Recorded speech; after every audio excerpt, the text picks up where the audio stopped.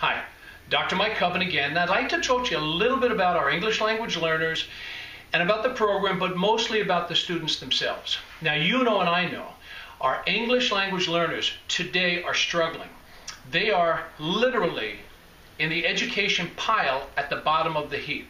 They are at the bottom of the heap at a time when their numbers should be on the rise. Why is that? Because the population of English language learners is on the rise. And it can't be. This cannot continue like this. They need help from us right now.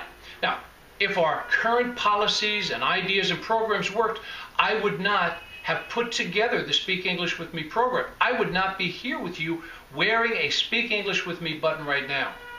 And when I see students walk out of school, whether they drop out, they walk out, they leave for whatever reason, and they cannot speak fluent English, it saddens me. I am saddened. I'm disappointed. I'm disappointed with myself. I don't put anything on anybody else, but as a community, we are failing them. Collectively, we are failing these students because they are English language learners. We do not classify them as English language non-learners. We do not call them English language don't want to learn.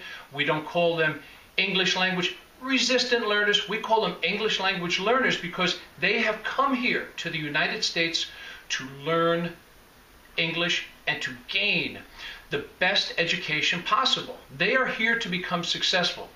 Now, every one of your students who is an ELL, an English language learner, now listen carefully to what I'm going to say. Every one of those students wants to learn English. Now, I know what you say. I have those students too. You might say, oh, this one doesn't want to learn, and this one doesn't do homework, and this one has very negative things to say about the people around him, and this one has all these kind of things to say, and they don't want to do. You know what? They're children. They're children, and if they have that attitude, they have gained it once they got here. When they came to the United States, they did not have this idea. Coming to us, they came to with the idea that they were going to be successful. For some reason, there is a problem. There has been some communication breakdown. Something has gone wrong somewhere along the line. We have lost a connection with these students, and we are for some reason not engaging them as fully as we possibly can. If we were, the light would be clicking and they would be speaking English. Now listen to me. This is important because I believe that we have students who are leaving with degrees that say they have studied all these different subjects, science and math and social studies and everything else, and yet they are not fluent in English. Now, when they go out into the world or to college or to get a job, the one thing they are going to need to become successful is English fluency. And so we have given them all these other things by passing tests, when in reality, if we put our focus, if we change our direction, we change our mindset to say, well, let's focus on having them become fluent in English first before anything else, then that will open the doors, as it will when they leave school. That will open the doors to all the other subjects, and it will make all the other subjects easier. Now, for some reason, our English language learners are not getting it. And there's all kinds of reasons why, but I do want to say that if you or I were to be picked up and dropped off in a foreign country, say France, and we had no knowledge of speaking French, and we just had a few bucks in our pocket, and we had a place to sleep, within a couple of months we would be speaking French. We as adults are able to understand what a sense of urgency is and how important it is when we are going to survive and be successful. Our students, many of them, don't have that. They don't have that, and they are not getting it. Why? Because we need to give that to them. As adults, we need to create a sense of urgency within our students. How do we do that? We do that by opening a dialogue. We have to open a dialogue. We have to have a conversation. We have to explain to them, and we have to be very honest about it. Every one of my students, I'm known as a hard teacher, but every one of my students will come to you if you ask them and say, he was always honest with me. Now, I'm honest with my students, and I say, look, You are fluent in your native language. You will never lose your fluency in your native language. What you need to do now is you need to gain your second language. 30 years from now, you will still be able to speak your native language fluently. What you need to do is learn right now, very quickly too, a second language to help you become more successful in this country that you have now chosen to call yours. And we need to help you do that. The Speak English With Me program, I've said it before and I'll say it again because I've seen it happen. It's a game changer. It will actually change the culture of speaking English in your school. Now, it's funny because how they say students and young kids learn quicker, and old dogs like us, we can't learn new tricks. It's true. When I first put the button on and the first teacher saw it, they were appalled. Just that phrase, speak English with me. First thing they said to me was, did the principal see it? First thing the students said was, can I have one of those? I don't care what those students say to you. They want to learn English. And so, as a result, by putting this on, here's what's going to happen. The students are going to see, because you're wearing them too, they're going to see that you are extending yourself. You are opening up a door from them. So when they see you and you're wearing a button, says speak English with me, you are inviting them in. You are opening a dialogue. You are creating a channel by which you can exchange words and ideas, something that they need, something that they desperately want. I think, having worked with a lot of English language learners, I think a lot of their resistance comes from fear. Comes from fear of disappointment, fear of embarrassment, fear of all kinds of things. But fear is our greatest motivator, and it can also work against us. And I believe that is our number one reason why we are not getting where we should with our students. So now, what also happens with the buttons is that when you put this on, you are telling them, we are now leveling the playing field. We are on the same turf. We are on the same team. Once we're on the same team, I have your back. No matter what happens now, you're in my club. You're on my team. We are on the same team because we are both looking to achieve the same goal.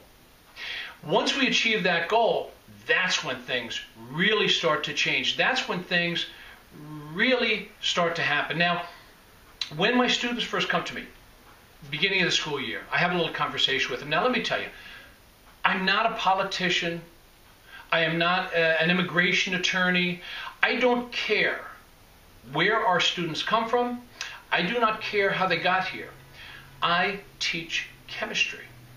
And when they come into my room, they are a high school student in a chemistry class. Not just a chemistry class, in a Regents chemistry class. And that means that they have been chosen to be in one of the better classes. Now, these students many times have only been here 2 or 3 years. And so what I tell them is this. I say, welcome boys and girls. This is going to be a great year. Chemistry is a very difficult course, but it is not impossible. People have gotten through it before you. In fact, the last year's class, 100% passing rate, 100% English language learners, here no longer than 3 years. 100% passing on the standardized New York State Chemistry Regents exam. So it's not impossible. But this year, you are going to have to do something with me that you may never have done with any other teachers. You are going to have to go a little bit further. You are going to have to push a little bit harder. You are going to, once you walk through that door, you are going to have to, every day, speak English with me. I speak English and I speak Chinese. Now, I speak a little Chinese, but I don't speak enough to be able to teach chemistry. And I don't speak any other language, although I did take a few years of sign language, I did take a few years of Spanish, but certainly not enough to get me through any dialogue where I would be able to teach. So this is where we're going. And in addition, to be successful, you are going to need to practice with me. So consider this training day. This is where you are coming into my group and we are going to put you through the paces, not just in chemistry, but in a way where you will begin to open dialogues. Now, my students often come back to me and they say, from college, and they say, Dr. Cubbin, thank you. Thank you for speaking quickly with us. Thank you for speaking a lot. And thank you for letting us know that college was going to be difficult, because it is. And in order to survive in college, we have had to take the ideas that you have given us, that it's not going to be easy and we have to up our game. Now, understand that when we are talking to our students and we are engaging with them, we have to let them know that this is the number one priority that we're going to be doing. I'm going to be teaching chemistry, other teachers are going to be teaching other things, but communication is the number one. And I believe that a lot of our English language learners, we run into discipline problem with many of them because of their frustration that we don't have communication. Even with our native speakers, we have a lot of discipline problems, especially in our urban schools where I am. But if you have a situation where your native learners, native English speakers, are having discipline problems, imagine coming here and having personal relationship or school or other issues and not being able to communicate them properly unless you found someone to communicate with. And that really is not engaging on the level that I think we should be engaging. Now, when we talk about books or programs or manuals that are out there, if they were working, I wouldn't be speaking with you. If they were doing what they're supposed to be doing, we wouldn't be having this conversation or this dialogue. But the button is a major, major door opener. It's getting that foot in the door. What the button says is that, here we go. The green, especially for our younger students, it says this is a good thing. Speak English with me, it's a good thing, it's positive, and we're going to go with it. The button's a big deal. It puts you out on a limb. It puts you out on a limb more than you ever have been, because you are now going to be engaging on a higher level and a more frequent level and a deeper level as time goes on than you have before with your English language learners. When I first began the program, within days, within hours, I was speaking more just by wearing the button and having other students wear it. We were looking at each other as if it's telling us something, and it is telling us something. And I wouldn't be putting this on my shirt if I didn't think it was going to be successful for them. And they wouldn't put it on if in the back of their mind they didn't think that this button wasn't a good idea. Now, I also tell my students that I've had a lot of crummy jobs in my life. Starting out as a dishwasher, putting myself through school, I don't want this. I don't want this for our students. I want our students, could it be that they might get a job as a dishwasher? Yeah. Could it be they have a summer job as a dishwasher? Sure. But this is not what I want their goal to be. I want them to be at the top of the heap. I want every student in my class, in my school, to be able to have access to everything that's going to make them successful and powerful in their lives and have a good life. You know, now, in my neighborhood, I live out on Long Island in New York, and I have a lot of people who live by me in this very well-to-do area who speak Spanish. The difference is, and I tell my students this, the difference is they're fluent. They're bilingually fluent. They speak English and Spanish, and many of them speak other languages as well. So they are successful. I live with them. My goal, and I tell my students this, my goal is, at the beginning of the year, I explain that my goal is to have you live next door to me. And students say, I don't know if I really want to live next door to you. Okay, don't live next door to me. Live down the road. I don't know about down the road. Okay, live in the same town. Can you bear living in the same town with me? That they might be able to do. Even if you live the next town over, you'd still be living in a good place. So this is my goal for them. And I tell them flat out, this is what I want for them. This is what I expect. When I first went into chiropractic school, our first day in school, they said, good morning, doctors. We said, we're not doctors.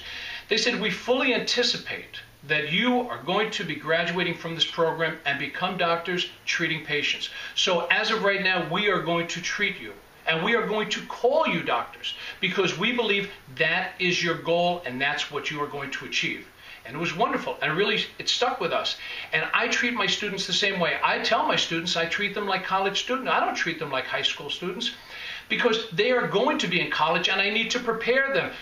we can't wait until they walk out the door and walk into college the first day and say, oh, should have prepped for this. This is the prep time now.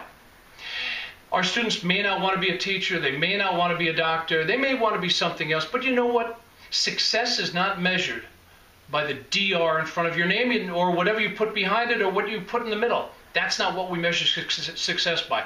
We measure success by an individual, a person, being able, having access to, having the skills, the wherewithal to be able to use what they have to get as high as they can and as far as they can in this life. And for us as teachers, communication is number one, and so we need to be able to speak with our students to give them the information we have. In order to do that, we need to speak English with them. So if you are listening to this, hopefully you are seriously thinking about getting the program or have already gotten it. Thank you for thinking about it. Join me. Welcome. Speak English with me. Let's speak English with our kids, and let's have a great time. Let's have fun, and let's accomplish more than we ever thought we could have before. Thank you.